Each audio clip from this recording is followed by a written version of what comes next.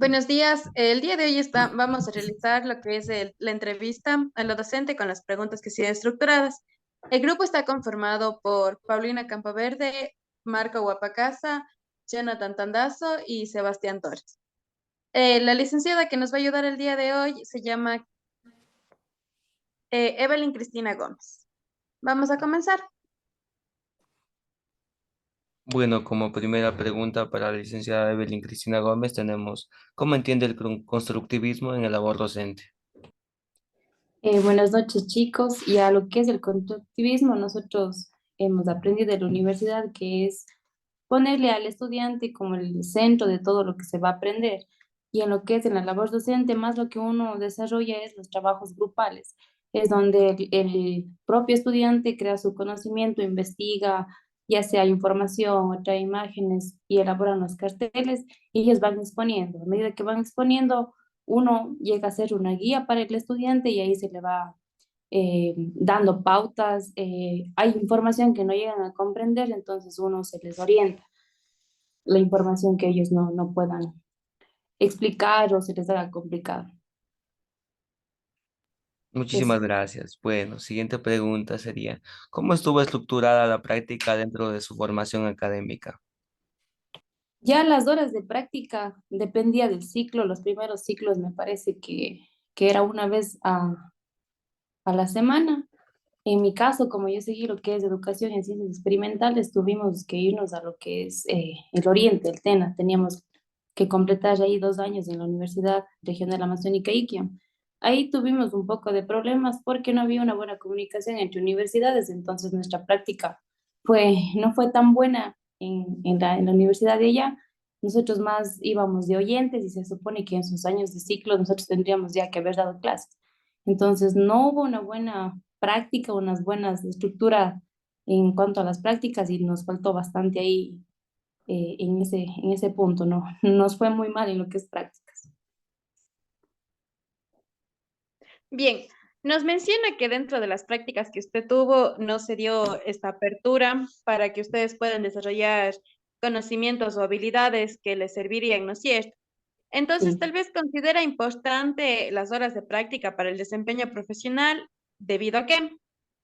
Sí es muy importante porque uno tiene un cierto acercamiento hacia la realidad de lo que vive el docente.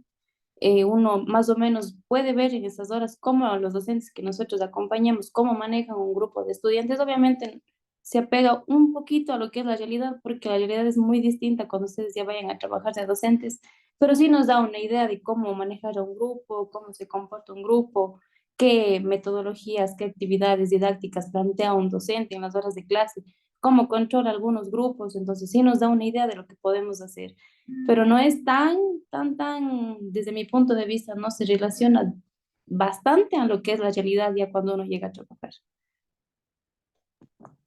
Bien, continuando con esto de las prácticas preprofesionales, no sé si tal vez en algún momento pudo presenciar o observar cuál es el enfoque didáctico que prevaleció dentro de las prácticas o en los espacios que tuvo usted para la experimentación.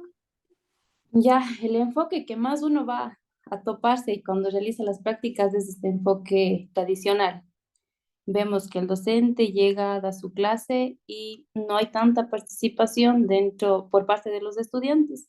Uno, cuando está de estudiante, juzga bastante este tipo de enfoque y uno dice, ¿por qué no hace actividades didácticas? ¿Por qué no hace que participen bastante los estudiantes? Pero cuando uno llega a ser docente se da cuenta que trabajar con bastantes aulas, tener bastantes materias de su cargo hace que uno se limite un tanto a lo que es lo que uno busca es innovar, ¿no? Lo que propone la universidad, la UNA, es de innovar. Y es bastante difícil, aparte de que uno no llega solo a dar clases, llega bastante, forman, yo qué sé, comisiones, piden un montón de documentos que limitan a que ustedes lleguen a ser innovadores, a ser más didácticas. Sí se busca en la medida de lo posible, pero sí se nota bastante el enfoque tradicional, en donde solo llegan, dan su clase, nos basamos en el libro, porque hay que cumplir con ciertas unidades en un cierto tiempo, entonces no innovan bastante lo que en las prácticas se ha podido evidenciar eso de que no innovan.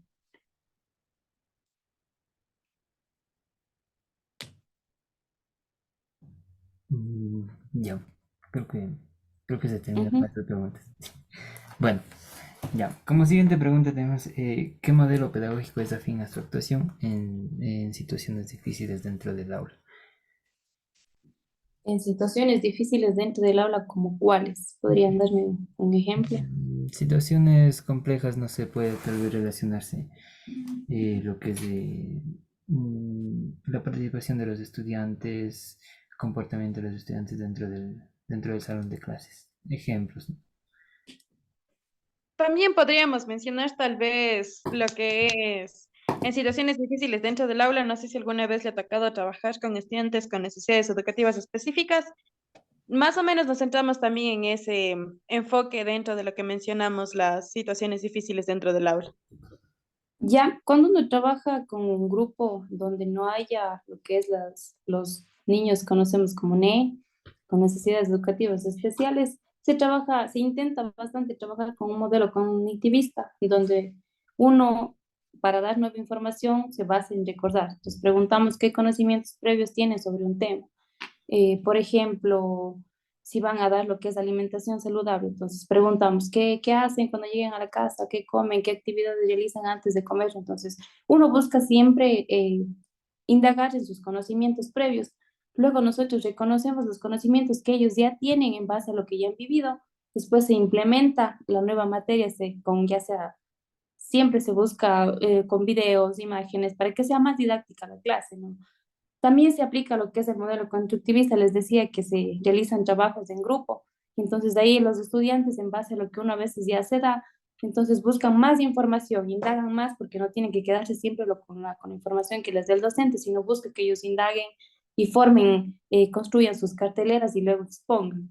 Los dos enfoques que más se trabaja, pero también tenemos el modelo, lo que es tradicional, como les decía, también dependiendo del tiempo que les dan para cumplir con ciertas unidades, uno ya trata de seguir también el modelo tradicional. Entonces uno llega, se les explica la materia, ellos mismos crean su materia en base a lo que ya se va leyendo en el libro y se busca que ellos también aprendan lo que está ahí. Hay cosas que netamente tienen que aprenderse porque no da tanto para razonar. Por ejemplo, matemáticas es bastante razonamiento, pero hay materias como ciencias naturales que hay conocimientos que tienen que saber cómo está. No así lo que dice exactamente, pero relacionar bastante o tratar de decir bastante lo que está en un libro. Eso.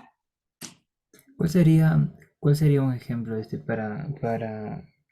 como dijo, para incentivar a los estudiantes a conocer más sobre un tema que les haya causado curiosidad, ¿no? Depende uno cómo aborda el tema, depende si es que uno mismo le hace como interesante o le hace aburrido. Uno siempre tiene que relacionar los temas que da con cosas de la vida diaria. Cuando uno relaciona con cosas de la vida diaria que se da, entonces ellos buscan, como que generan más interés, porque si uno viene y solo lo que está ahí no relaciona esta materia con algo que les llegue a interesar, entonces ellos se quedan con lo que uno da y no. Muy poquísimas veces es que ellos investigan aparte, porque aparte de que no tienen solo una materia, tienen bastantes materias que cumplir, entonces eso les limita a que ellos investiguen también. Mm, ya, sí. Ya, como última pregunta, ¿cómo su formación académica está contribuyendo a su comprensión de la inclusión? Ya en mi caso, no hubo tanto una formación académica a los temas de inclusión. No aprendimos técnicas porque nuestra área, nuestra carrera no estaba basada en lo que es inclusión. No nos dieron casi nada de información de cómo tratar con un estudiante que tiene inclusión. Ustedes cuando llegan acá a trabajar ya se les conoce a los niños, como les dije, con NE. Algunos tienen de grado 3 por ejemplo. Entonces tienen, yo que sé, una discapacidad intelectual del 63%. ¿Qué les dicen a ustedes? Que tienen que trabajar con el DUA, tienen que trabajar con adaptación curricular, pero si es que ustedes no les enseñan qué es el DUA, pueden estar ahí pensando un montón de veces, no saben qué es, no saben cómo trabajar. Pero poco a poco lo bueno es que hay docentes que sí comparten la información que han aprendido, entonces se le van explicando qué es el DUA, es trabajar con imágenes, dependiendo de la discapacidad que tenga, qué es la adaptación curricular. Por ejemplo, yo tengo un caso de una niña de octavo de básica, ella tiene adaptación curricular grado 3. ¿Qué quiere decir esto? Que ya no va a haber materia de octavo de básica, Entonces, la materia que ella va a ver es de tercero de básica y es solo una estudiante. Imagínense, son como 30 estudiantes y de ahí solo una trabaja con materia de tercero de básica. Y bastante esto limita que uno a ellos les pueda brindar la educación que realmente merecen, porque por dar clases a este estudiante yo tengo que dejar de lado a los demás estudiantes y que algunos son bastante inquietos, entonces ya se descontrolan. Entonces lo que uno hace es ponerles de actividad, pónganse a trabajar en grupo, hagan dibujos o cualquier cosa que se esté viendo. Y en el tiempo que uno se toma, siquiera unos 20 minutos, empieza a explicar la materia de lo que es tercero de básica en el caso de esta niña. Pero es bastante complejo porque no se va al mismo ritmo con ese estudiante, muchas de las veces se les deja al lado porque no puedo dejar a todo el montón de estudiantes para darle clases solo a ella. Entonces es bastante complejo. La universidad, no sé si ustedes les den técnicas de cómo trabajar con esto. Sería importante que sí nos ayuden con técnicas porque uno piensa que va a llegar a dar clases solo a estudiantes regulares, pero no es así. Se topa con que hay 2 o 3 casos en un aula. Ya. Ya, creo que esas han sido todas las preguntas. Agradecemos a la licenciada Evelyn Gómez y los compañeros. No sé si alguien tiene alguna duda, pregunta. De mi parte también agradecerle a la licenciada Gómez. Tampoco tengo ninguna pregunta. Muchas gracias. Ya, ha sido. Muchas gracias, licenciada. No sé si tiene algo que decir, aportar algo más.